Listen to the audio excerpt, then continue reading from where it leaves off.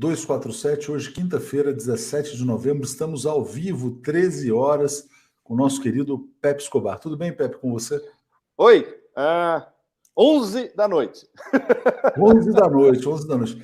Pepe, você foi o primeiro cara a falar, e com razão. Aliás, antes só de passar esse tema, deixa eu só agradecer aqui a Moira, nossa assinante, ao Neucino. Será que vão ficar esperando o Lula tomar posse para negociar o fim da guerra da Ucrânia? Vamos falar sobre isso.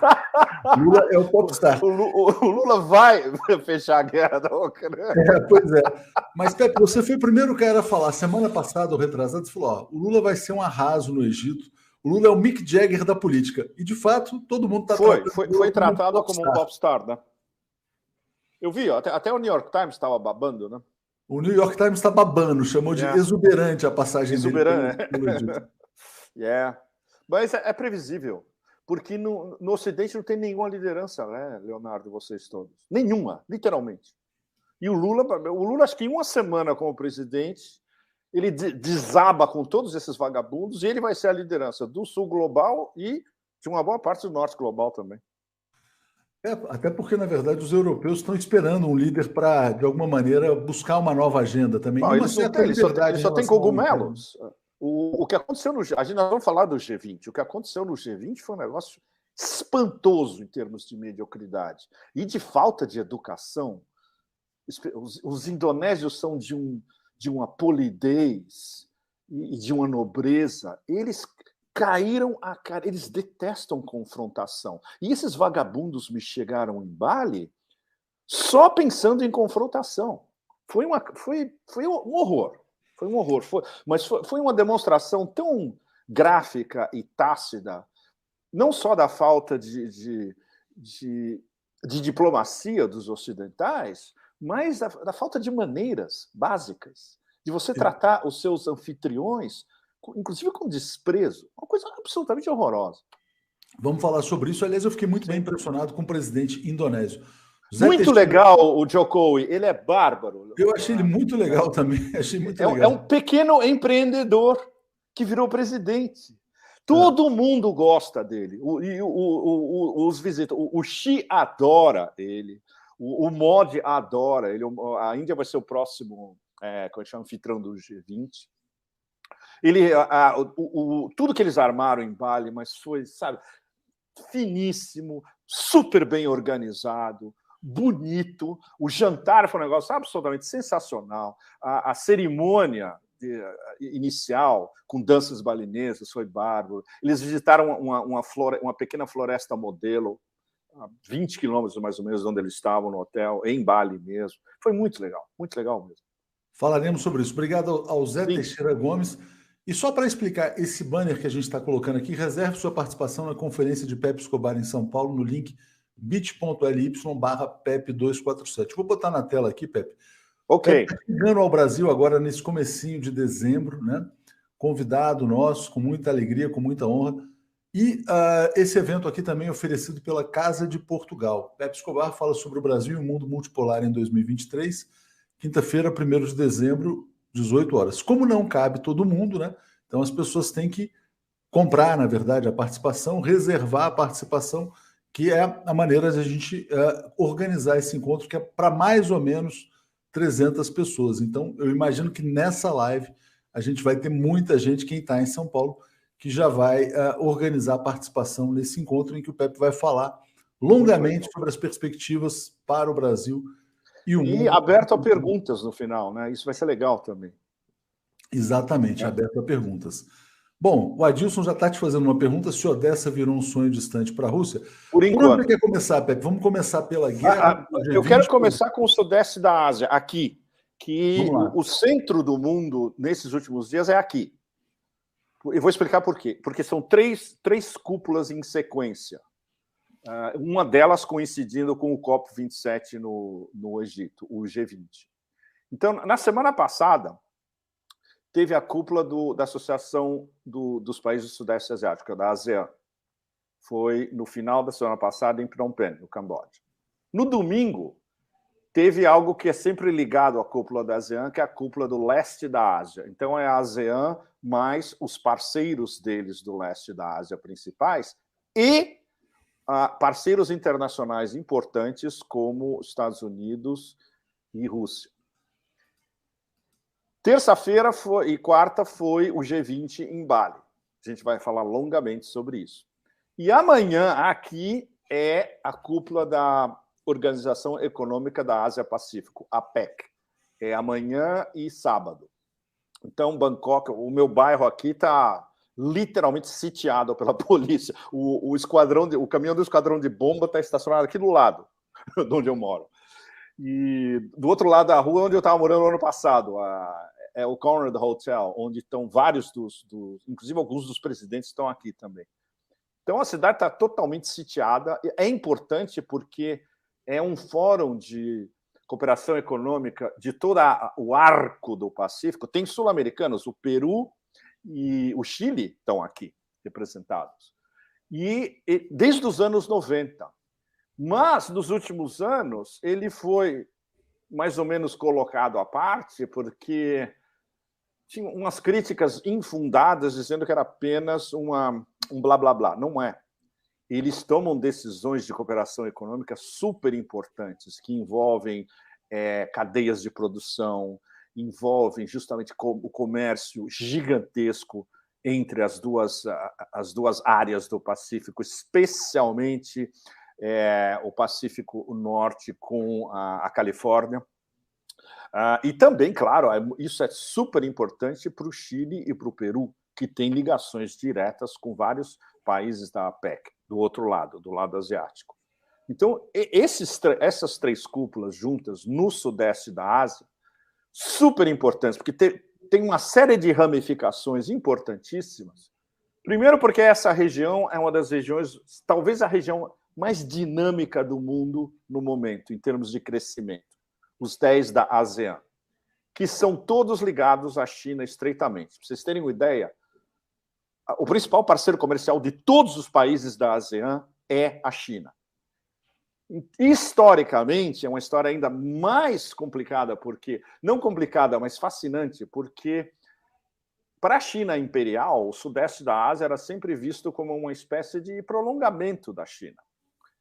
Começando por Myanmar, Burma, que está diretamente ligado a Yunnan, no sul da China, e ligando com a Indochina, Laos, Camboja, a Tailândia aqui, e depois a península descendo via Malásia até Singapura.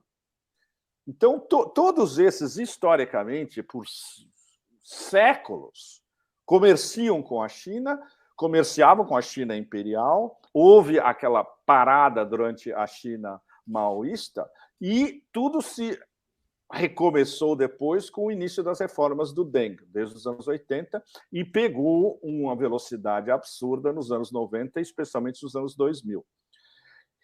Então, a ASEAN como um todo é uma locomotiva de trem-bala.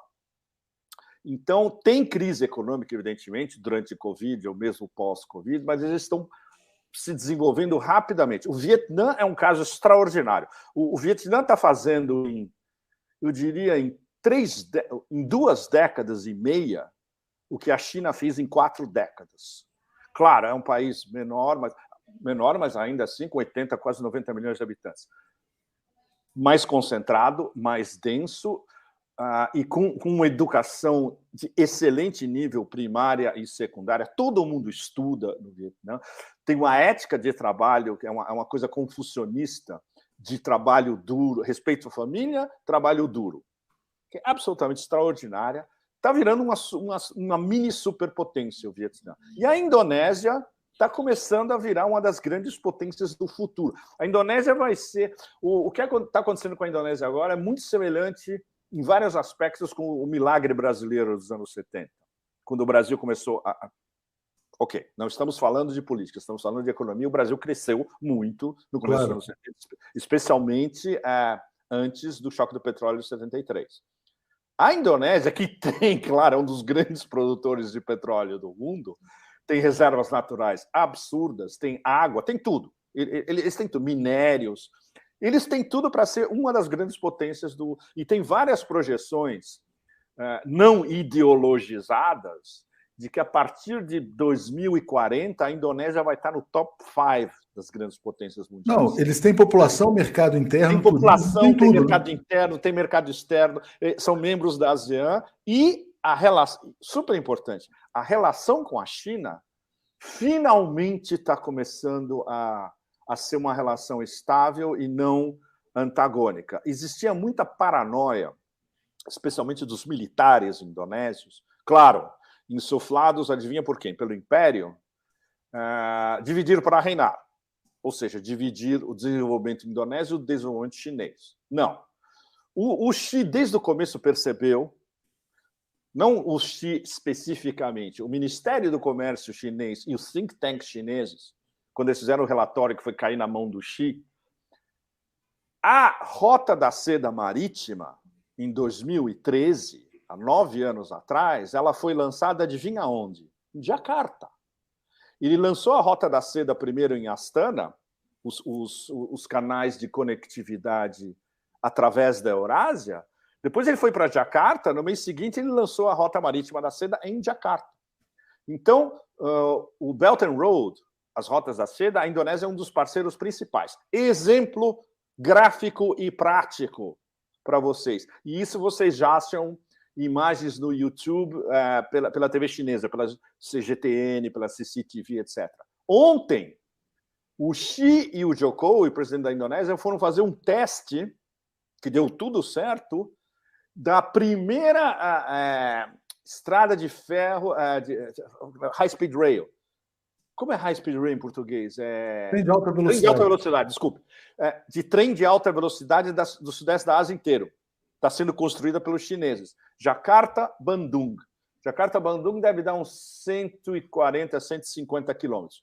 Se você faz de carro, é pior do que a velha Via Dutra, para vocês terem uma ideia. Eternamente congestionada, esburacada, um caos absoluto. Você demora horas para fazer 150 quilômetros. Vai ser reduzido para 40 minutos. E entra em funcionamento em junho do ano que vem. Jakarta-Bandung. Então, esse é um projeto das Rotas da Seda. BRI é um projeto financiado pelos indonésios e pelos chineses, construído pelos chineses, com tecnologia chinesa. Eles vão trazer os trens chineses de última geração para fazer o projeto. E está dando tudo certo. Fizeram o teste ontem, tudo em cima. Ou seja, é o início de muitas outras redes.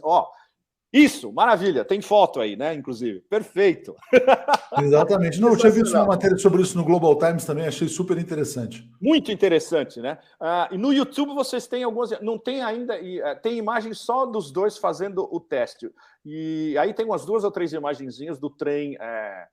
Como é que chama? Do trem de teste. Mas, claro, não está pronto ainda. Só junho do mês que vem. Mas isso é super importante porque está ligado com outros projetos BRI, Rotas da Seda, de High Speed Rail, aqui no sudeste da Ásia inteiro.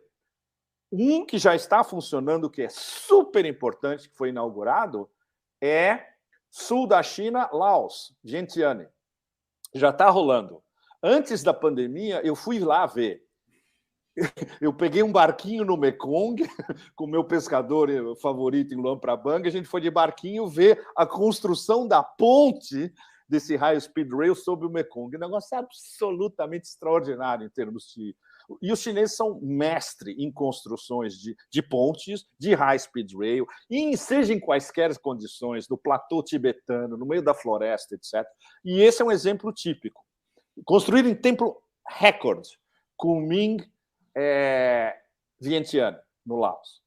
E tem a extensão que passa pela Tailândia, que é um negócio que eu estava conversando alguns dias atrás aqui com os tailandeses, e eles me explicaram que o problema aqui é corrupção. Eles fecharam um acordo com os chineses antes do que o acordo do Laos com a China. O trecho do Laos está pronto e funcionando, e o trecho tailandês ainda continua rolando por corrupção regional, um negócio absurdo, entende? Teoricamente vai ficar pronto, mas nos próximos 3 ou 4 anos ainda. É um negócio a longo prazo. E tem o trecho que vai ligar a Malásia com Singapura, onde esses estão brigando entre eles. Os malaios estão brigando com os singapurianos. Então, e não é por causa da China, é uma disputa interna, regional dos dois. Então, isso para dizer para vocês que, em termos de integração do sul da China com todo o sudeste asiático por dentro, por essa conectividade de trens de alta velocidade, nos próximos anos o negócio vai estar rolando e, em termos de comércio, vai ser, evidentemente... Não, só para ilustrar aqui... Essa é uma matéria do Global Times sobre a APEC, né? Exatamente, isso. Exatamente. Aí na Tailândia, né? Exatamente. É aqui, então é aqui e começa amanhã. É super importante, é importante para todos os membros da APEC dos dois lados, os do lado Pacífico Asiático e, no caso do lado Pacífico, os americanos, evidentemente, e os nossos amigos chilenos e peruanos. Mas o que acontece? O que é um negócio que, quando você faz um negócio desse em cultura asiática, é visto como uma afronta, um insulto. O Biden não vem. É ridículo. Ele estava aqui do lado, literalmente, a 2h30 de voo em Bali, até ontem. Disse que tinha um casamento da filha, alguma razão espúria, etc. e tal. Voltou para os Estados Unidos e não vem. O Xi está aqui. O Xi está aqui do lado. O Xi chegou hoje à tarde, está aqui. Ele dá uma importância extrema à APEC, porque ele sabe que tem não só os vizinhos dele, ou seja, todo mundo aqui do Sudeste da Ásia, mas tem todo o pessoal da Ásia-Pacífico e os sul-americanos também. Então, é do mais alto interesse da China em termos de comércio. E a APEC, o X da questão da APEC é promoção de comércio internacional. Então, evidentemente, para a China é ultra prioridade, porque está ligada com projetos das novas rotas da seda em vários desses países, porque todos eles, praticamente, são membros ou participantes das novas rotas da seda. E o fato dos Estados Unidos mandarem uma delegação de, digamos, segundo escalão é visto aqui como um insulto absolutamente inominável. É um negócio que, sabe, eles não têm nem como salvar a face, que é um conceito super importante em qualquer cultura asiática. Você tem que respeitar os seus anfitriões e você tem que manter a sua... Sabe, você não pode fazer um negócio desse, esnobá-los dessa... É considerado esnobá-los. Não vi o presidente. Porque todos os principais líderes estão vindo. O Jokowi está vindo, por exemplo. já saiu de Bali e já está aqui. Esse evento vai marcar a grande afirmação da China como líder, do Xi Jinping como líder global, depois do Congresso do Partido Comunista, depois do G20. Sim. É uma afirmação já de, por exemplo, a liderança internacional de fato? Sim, Leonardo, é uma reiteração já, né? Isso está sendo reiterado cúpula depois de cúpula. O Xi não estava na cúpula do leste da Ásia domingo passado, nem da ASEAN, estava o primeiro-ministro, Li Keqiang, porque não é uma super cúpula e o presidente não precisa estar numa cúpula dessa. Ele mandando o primeiro-ministro já é super importante. Mas ele foi um dos mais ativos participantes do G20. A China, no G20, teve bilaterais com praticamente todo mundo fez a fila, literalmente, como na fila do COP27 com o Lula. No G20 em Bali, todo mundo fez fila para fazer uma bilateral com o Xi, para discutir business. Né? E ele está aqui, como eu falei para vocês agora há pouco, justamente porque todos os principais parceiros da Ásia estão aqui também, mais o pessoal da América do Sul. Então, a importância da China é o fato, mais do que reconfirmado no G20, em eu diria que talvez nos dois highlights. É o que eu coloquei na minha coluna, que não saiu ainda, acho que vai sair no meio da madrugada, aqui, tarde no Brasil. O encontro do Xi com o Biden, a bilateral deles dois presidentes pela primeira vez desde a pandemia, na verdade, né?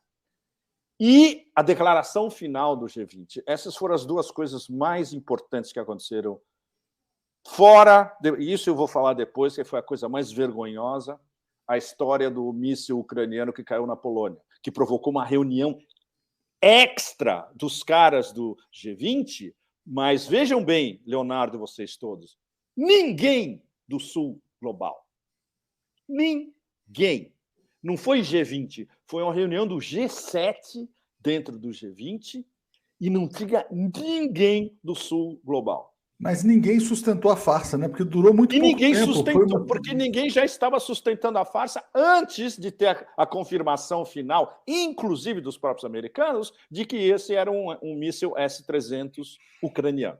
Pepe, se eu não estou enganado, a cúpula do G20 começou com uma fala do Zelensky, e o Zelensky falava, olha, ele mandou um discurso gravado? Ele mandou um discurso gravado, como vocês sabem, a Ucrânia não faz parte do G20. Isso não, sim, mas dizendo, olha, que este seria o momento ideal para acabar a guerra, ele faz um discurso de pacificador, coloca as condições para encerrar a guerra, e aí aparece essa história... E aí faz uma false flag na sequência. Exatamente. Exatamente, quer dizer, não é muita irresponsabilidade, quer dizer... Irresponsabilidade. Mas esse é um subtema do que está acontecendo, Leonardo. Os europeus já estão começando a ficar furiosos com essa história. E já está começando a ter leaks na mídia europeia. No Financial Times já teve leak. Na TV francesa já teve leak, com certeza. Em jornais alemães está começando a ter leaks de que esses caras tá chegando no nosso limite. Bom, os europeus já chegou no limite por várias razões, uma das quais é que eles não têm mais armas para mandar para a Ucrânia, os estoques deles estão completamente devalizados, e eles não têm mais dinheiro. Eles já falaram essa semana tacitamente que uma das parcelas do empréstimo gigante que eles prometeram, 9 bilhões de euros, uma parcela de 3 bilhões de euros, eles não vão mandar porque eles não têm a grana.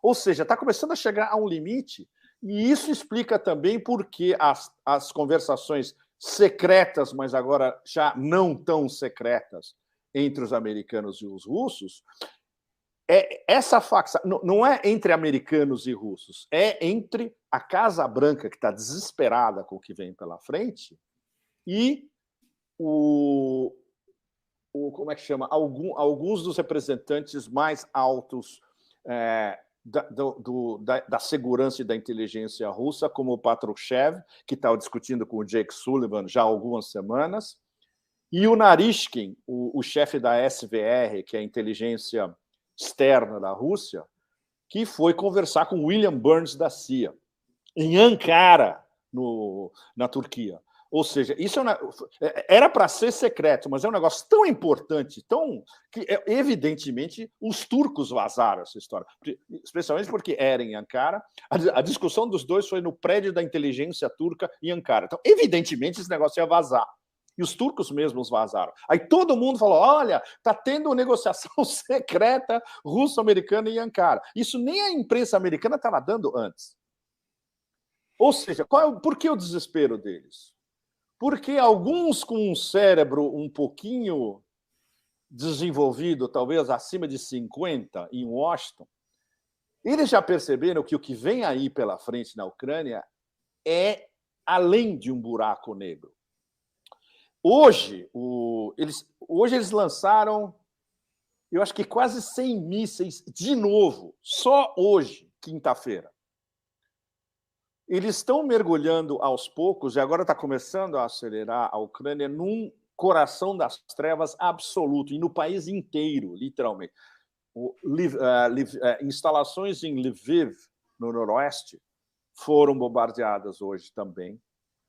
Eles não estão bombardeando as estações principais, são aquelas estações de 750 quilowatts, que se você bombardear, desaparece completamente. Não, eles estão bombardeando as estações menores, as subestações, e eles estão fazendo uma espécie de tortura chinesa a curto e médio prazo, eliminando todos os nós principais de eletrificação da Ucrânia aos poucos, como se eles estivessem mandando cada salva de mísseis uma mensagem dizendo, olha, vocês vão querer continuar? Olha o que vem pela frente. E isso, a gente está em novembro ainda. A discussão entre os melhores especialistas militares russos é que em dezembro vai vir a barra pesada do general Armageddon de vez, que é a possibilidade de uma ofensiva de inverno começando já em dezembro, porque as tropas que eles convocaram nessa mobilização parcial 250 mil a 300 mil, digamos, que já estão em treinamento ou já treinadas, elas vão chegar no front, ou elas vão chegar para aliviar o front, vão ficar na retaguarda, e aí tropas russas vão ir para o front o mês que vem. Ou seja, eles vão ter criado as condições para lançar diversas ofensivas, e, evidentemente, como isso é um segredo de Estado em Moscou, ninguém sabe onde vai ser ou onde vão ser as ofensivas russas. Tem várias possibilidades. Pode ser no Donbass, pode ser em Kherson, pode ser atrás de Nikolaev, pode ser, isso está sendo especulado a sério por analistas militares, uma incursão do norte da Bielorrússia descendo para cortar o oeste da Ucrânia da Polônia. Ou seja, cortar o fornecimento de armas, que é geralmente terrestre, atravessando a fronteira da Polônia até o oeste da Ucrânia. E aí, de lá, eles pegam a esquerda e vão chegar a Kiev de novo, mas dessa vez pela esquerda e não pela direita. Então, tem várias possibilidades. E isso tudo vai começar a acontecer a partir do mês que vem. Ou seja, os generais do Pentágono sérios, quando eles estudam o mapa, eles estudam o tabuleiro de xadrez e veem essas possibilidades abertas para os russos, eles estão pirando, literalmente. Por isso que eles estão falando em cessar fogo. Eles querem congelar essa história, porque se não congelar, vai ser uma destruição ultra barra pesada. E, só fechando, Leonardo, combinando essa ofensiva de inverno com a ofensiva, digamos, a Operação Coração das Trevas, foi como eu denominei, que é mergulhar a maior parte da Ucrânia paulativamente, literalmente, nas trevas.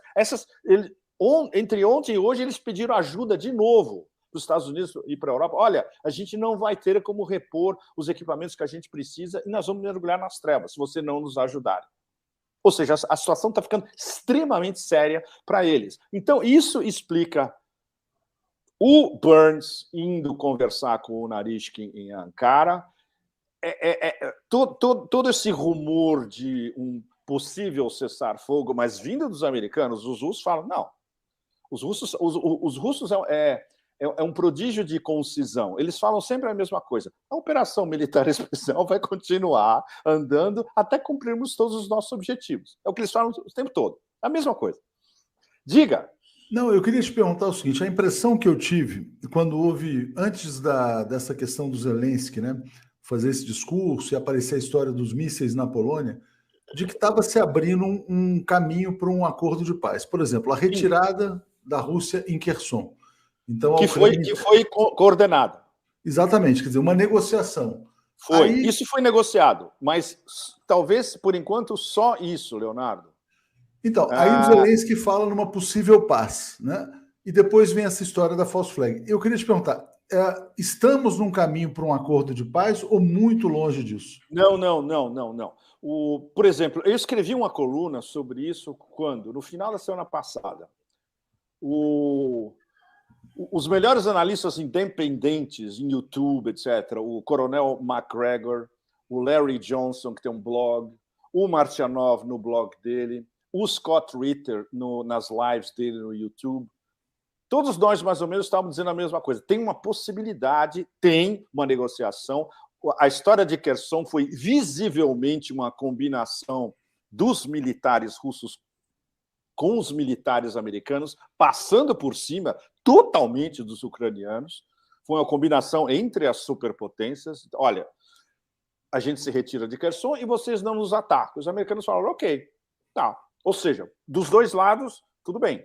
Os americanos ganharam o quê? Uma vitória de relações públicas. Não foi uma vitória militar. Porque os russos celebrada na mídia inteira. A mídia inteira do mundo inteiro, a Rússia expulsa de Kherson. Não. Foi uma decisão militar criticadíssima na Rússia.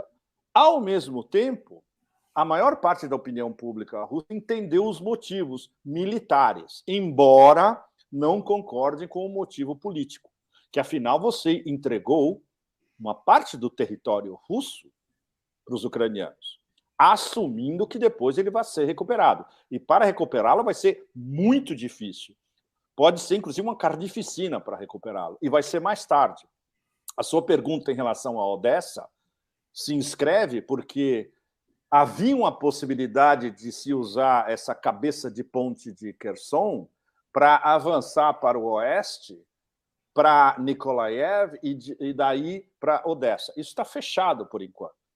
Ao mesmo tempo, quando você vê análises militares russas, o que eles dizem? Olha, sempre, desde o início, essa ideia de que podia-se usar Kherson para chegar a Odessa ou pelo sul, margeando o Mar Negro, ou pelo mar, não.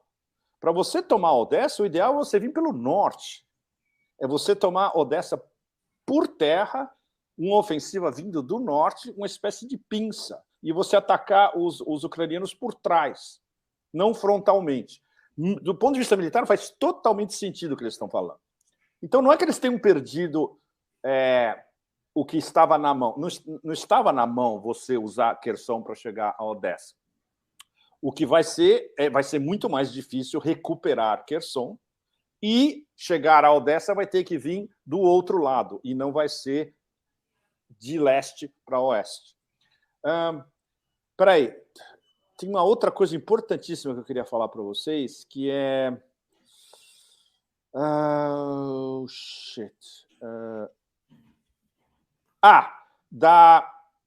Como é que chama? O raciocínio político que o general Armageddon está usando, ele só defendeu a posição dele e essa retirada uma vez, que foi na reunião com o Conselho de Segurança russo. E depois ele não deu mais explicação nenhuma. E ele deixou claro que isso foi uma decisão extremamente difícil, mas que faz sentido do ponto de vista militar. E aí todos os melhores analistas militares russos terminam concordando com ele, mesmo discordando do custo político dessa história, né? Porque o que o general Armageddon está pensando, na verdade, foi interpretado por muita gente como se ele estivesse armando uma armadilha para os ucranianos. Não, é muito mais sério.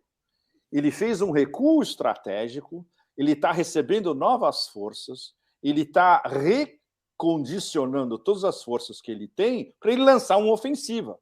Porque, até o momento, os russos estavam basicamente em defensiva. Os ucranianos é que estavam avançando. E isso vai começar a mudar a partir de dezembro.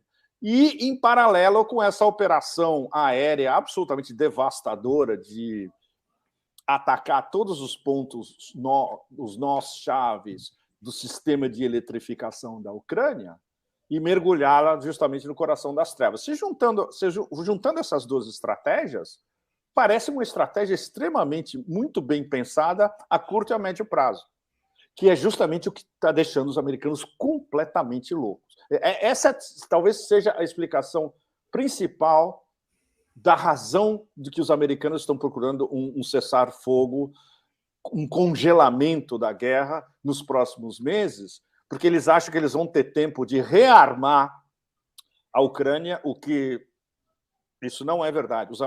O Pentágono já disse, não temos mais armas, praticamente.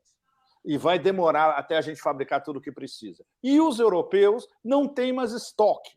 Então, de onde vão vir as novas armas? Não tem novas armas, praticamente.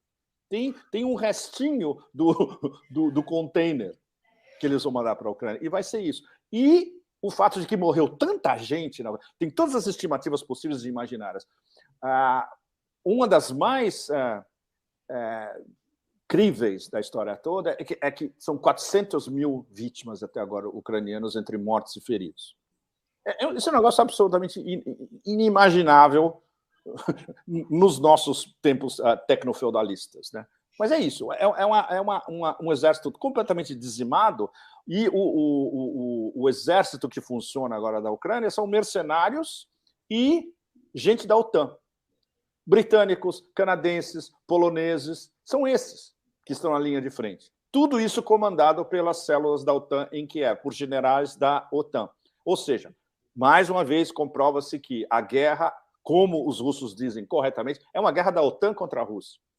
E a OTAN não tem a margem de manobra suficiente, porque eles não têm todas as armas que eles precisam e eles não têm um exército de 300, 400, 500 mil homens para colocar no fronte ucraniano. O Pepe, se essa questão de Kherson fez parte aí de uma negociação entre as potências, né? Foi. Isso foi então, uma negociação. Eu também eu acredito nisso. Provado, sim. Exatamente. O Zelensky, então, na verdade, ele é hoje o grande obstáculo para um acordo de paz. E aí ele fala em paz e dispara os mísseis na direção da Polônia. A minha pergunta para você é por que a Polônia embarcou nessa false flag? Por que a Polônia entrou nessa história também, meio que abraçando o discurso? Porque a Polônia tem um e apenas um interesse primordial em toda essa história: recuperar o oeste da Ucrânia. Que na cabeça da liderança e da velha aristocracia polonesa também é recuperar o que eles chamam de condomínio lituano-polonês. É o império que eles tinham no século XVII e XVIII. E essa região toda, a Galícia, era polonesa, historicamente. Eles querem recuperar isso, seja como for. E aí não tem nada a ver com a OTAN. Aí é uma obsessão estritamente polonesa. E eles vão usar o que for para conseguir recuperar o noroeste da Ucrânia, seja como for. E isso pode, inclusive, colocá-los em choque com a OTAN, se eles quiserem tomar uma atitude um pouco mais absurda, que poderia levar a um envolvimento da OTAN. A OTAN não quer, de maneira nenhuma, se envolver na Ucrânia, porque isso é uma guerra direta OTAN-Rússia, que os Estados Unidos estão no meio que os Estados Unidos controlam a OTAN. Isso é uma guerra, vira uma guerra Estados Unidos-Rússia em solo ucraniano. Ninguém quer isso. Os únicos que querem uma guerra, no fundo, americana, russa, em solo ucraniano, são os dementes straussianos neocons em Washington. É a única facção que quer isso. Todo o resto, tudo, o sistema financeiro internacional, as elites da costa leste americana, ninguém quer essa guerra. Porque sabem que você não provoca o urso do lado da cova do urso e você espera que o urso vai ficar olhando para você e não vai fazer nada. Ele sabe o que vai vir. É só olhar para a natureza, né, Pepe? É só olhar para a reação natural do urso. É só observar como funciona a natureza que você sabe o que vai vir. Né? O Pepe, eu coloquei na tela, enquanto você falava um pouco mais cedo, uma matéria do Tucker Carlson, né, que é um cara da direita, tá, muito criticado, tá, mas hoje é o principal âncora da TV nos Estados Unidos. É muito bom, né, Leonardo? Ele é muito bem preparado, muito bem educado e ele tem uma audiência brutal. Então, vamos lá. E ele falou o seguinte: o Zelensky está tentando empurrar os Estados Unidos para uma terceira guerra mundial. Corretíssimo. Isso é correto dizer isso? Nossa, corretíssimo. Primeiro porque, veja bem, Zelensky não é nada, é um ator medíocre. Zelensky não entende absolutamente nada de relações internacionais, diplomacia, geopolítica, geoeconomia, nada. É um ator medíocre, de quinta, que foi elevado por oligarcas ucranianos a essa posição e lembre-se, quando ele foi eleito presidente, uma das promessas eleitorais era acabar com a guerra e de uma maneira pacífica. Por causa tenho que admitir que a qualidade do produto colombiano é excelente. E ele tem um carregamento diário de primeiríssima qualidade. E você sabe quando alguém entra nessa síndrome Scarface, né? Você se acha o dono literalmente... Pepe elegantemente falando de síndrome Scarface é bom, hein? Como é que era o slogan na casa do Tony Montana, Leonardo? The world is yours, né? O mundo é seu, se não me engano. É uma sensação de onipotência. Um slogan, né? Em cima, dentro da casa dele, em Miami, o mundo é seu. E na cabeça do Scarface Zelensky, ele é o dono de... Ele nem disfarça mais. Que problema, né? Quando ele está falando, ele tá assim o tempo todo. Ele nem disfarça, mas é um negócio tão óbvio. Olha só. Esse é um problema sério, porque ele virou um ator que não está mais cumprindo o papel que lhe foi atribuído. está se achando que é o dono do script, quando o script é recitado para ele todo dia, tudo que ele tem que fazer, falar. Hoje vai ter um especial da Netflix com você, papá. Hoje vai ter uma capa da Vogue que vamos tirar. É isso, ele é um ator, ele posa para essas coisas. Não é um presidente, não é um cara sério. Mas o problema é que ele está desestabilizando a história ao ponto de que os próprios americanos estão vendo, mas é uma fria absoluta. Não, uma fria tremenda. Mas olha o que aconteceu nos Estados Unidos. Os republicanos ganharam a maioria na Câmara dos Deputados. Por pouco, hein? Por pouco, muito pouco, menos do que se previa. Mas, de qualquer maneira, essa matéria do Washington Post está dizendo: a vitória republicana cria complicações para a política externa de Biden, especialmente na Ucrânia. Mas isso é mais do que... Mas a minha pergunta é o seguinte: vai ter um novo speaker lá da Câmara, que não vai ser a Nancy Pelosi. Será que esses caras vão cortar o financiamento para a guerra, sendo uma maioria republicana? Vai acabar o dinheiro dos Estados Unidos? Olha, talvez não acabe todo o dinheiro, mas uma boa parte significativa da grana vai parar. Vai parar porque, do ponto de vista da liderança republicana e dessa nova liderança do Congresso, essa é uma guerra do Biden e dos democratas. Então, eles têm que cair matando em cima. E, inclusive, a primeira coisa que eles vão fazer a partir de janeiro vai ser começar a investigar a família criminal Biden. Não só o filho, mas o pai também. Isso, uau! Esse vai ser o tema principal dos próximos 2 anos. Eles vão cair matando em cima da maquinaria Biden e do Partido Democrata. Toda essa história do FTX, a ligação do FTX com a família Biden, com os democratas e com a lavagem de dinheiro via Ucrânia, isso vai ser investigado. E é muito engraçado, porque o jornalismo investigativo americano só funciona quando ele é autorizado do alto, né? Não existe o New York Times e o Washington Post. Vamos fazer jornalismo investigativo. Não, é quando alguém manda eles fazerem jornalismo investigativo. Por exemplo, toda a história do Watergate, não é que o Bob Woodward e o Carl Bernstein tiveram como é que chama? O faro jornalístico deles começou a funcionar de um dia para o outro. Não. Foi alguém que chegou e falou para eles: olha, eu vou dar a matéria do ano e da década para vocês. Segue. Foi isso que eles fizeram. O jornalismo investigativo, em geral, é assim, né? É menos investigativo do que as pessoas imaginam, né? Literalmente cai do céu. Então, vai cair do céu pode ser, por exemplo, alguém da Fox News ou para algum desses órgãos de direita. Olha, tudo que foi censurado em relação à família criminal Biden, e muitas das coisas estão em aberto já, todo mundo sabe isso. Saiu na internet, saiu até no Twitter, etc. Mas as investigações não prosseguiram. Agora porque vai ter o peso institucional do Congresso por trás. E eles falam: olha, queremos que vocês tragam tudo isso aqui e nós vamos debater isso em Capitol Hill, no Congresso. Então, vai ter jornalismo investigativo agora com um objetivo bastante direto. Né?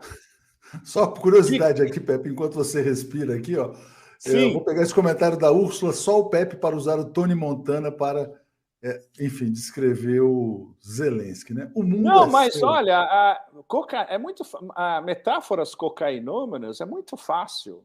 É muito fácil. E no caso dele, ainda mais... Porque ele na verdade, ele está na posição de um gangster menor, mas como ator. Ou seja, o meta, no caso do Zelensky como Scarface 2.0, é ainda mais interessante, porque ele não é um líder, um barão da droga.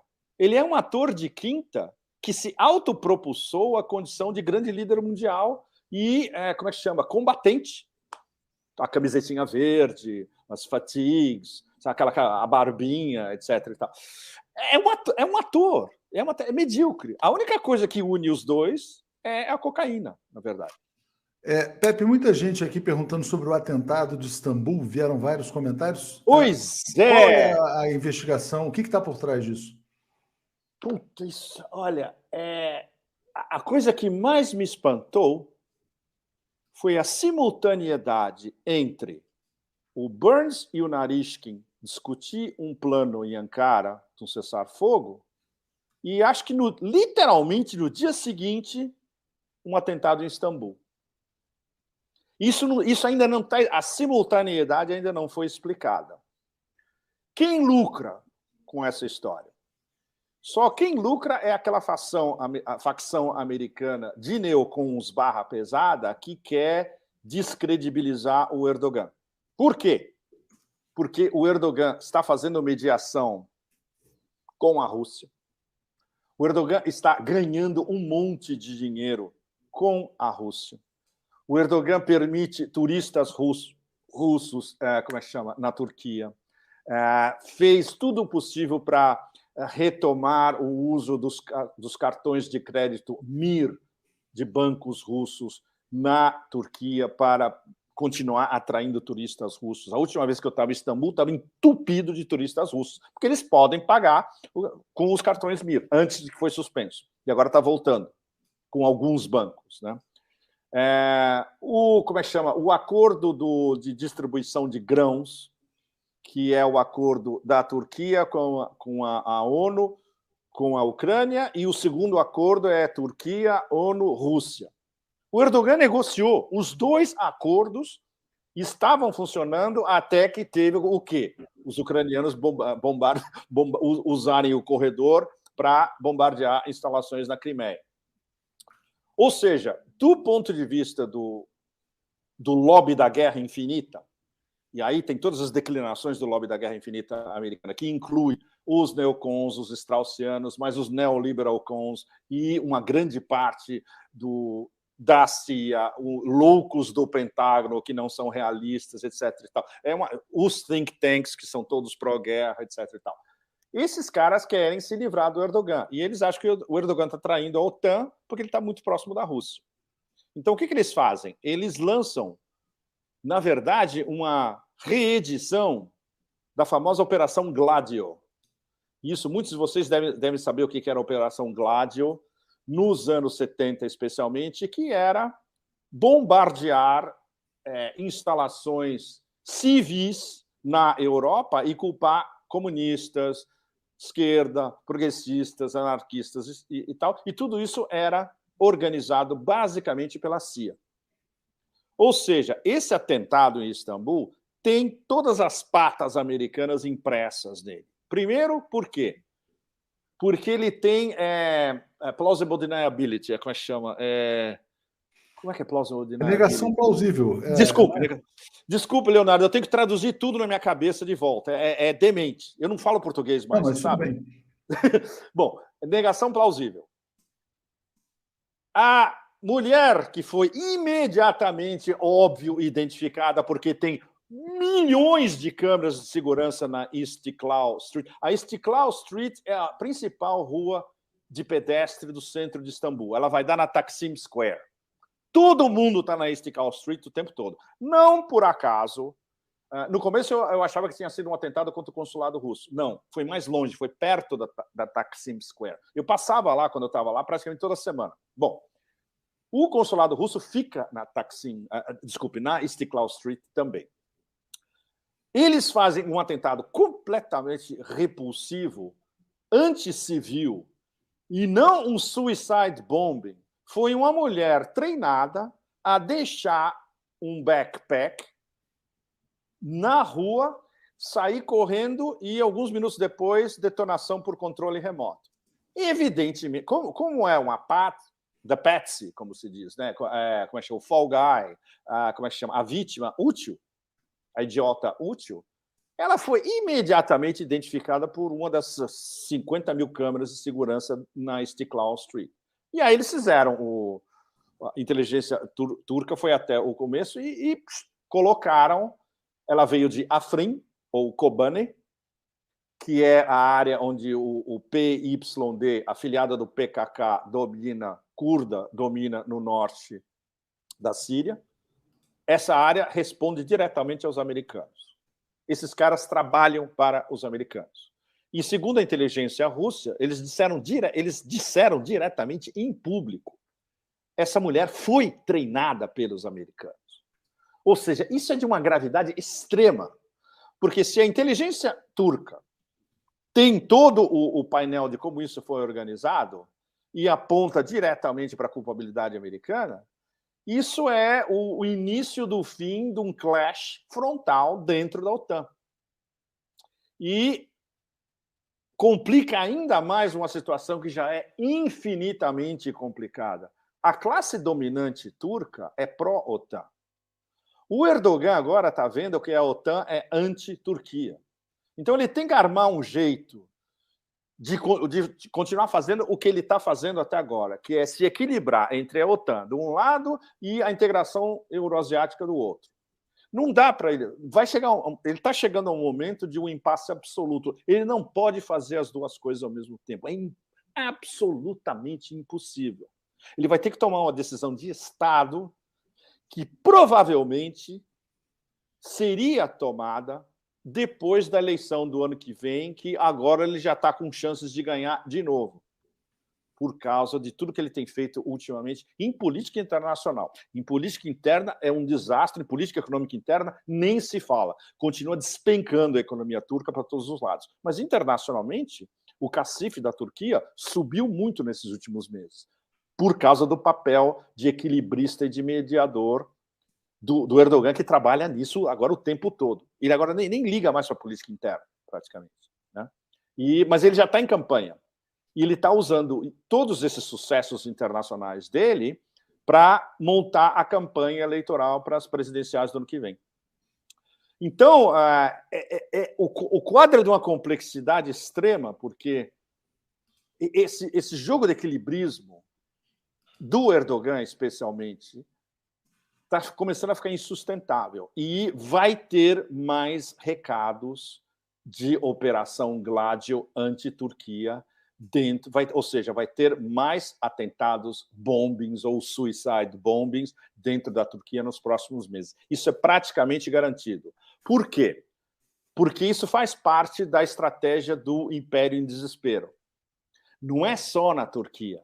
Quando você combina esse início de talvez uma onda de atentados e de bombings dentro da Turquia, com a tentativa de assassinato contra o Imran Khan no Paquistão, o fato de que os americanos estão manietando essa elite, entre aspas, que tomou o poder ilegalmente no Paquistão, com lawfare, inspirando-se no exemplo brasileiro, inclusive, para tirar o Imran Khan do poder, e é uma minoria absoluta, porque a maioria absoluta da população, 90%, apoia o Imran Khan, a tentativa de assassinato já é um passo além, que denota desespero. E ainda está rolando a tentativa de mais uma revolução colorida no Irã. Então você vê os americanos manietando os passos imperiais de desestabilização em 3 dos personagens fundamentais da integração euroasiática: Turquia, Irã e Paquistão ao mesmo tempo. Então, essa é a grande história. É um negócio que eu estou tomando um tempo para conseguir fazer talvez para o final do ano, no começo do ano, fazer uma coluna séria explicando os passos dessa história e até onde isso está levando e como isso reflete o desespero praticamente indiscriminado dessa elite de poder americana, dos straussianos, neocons, neoliberal cons, maquinaria do Partido Democrata, Partido da Guerra, think tanks, etc.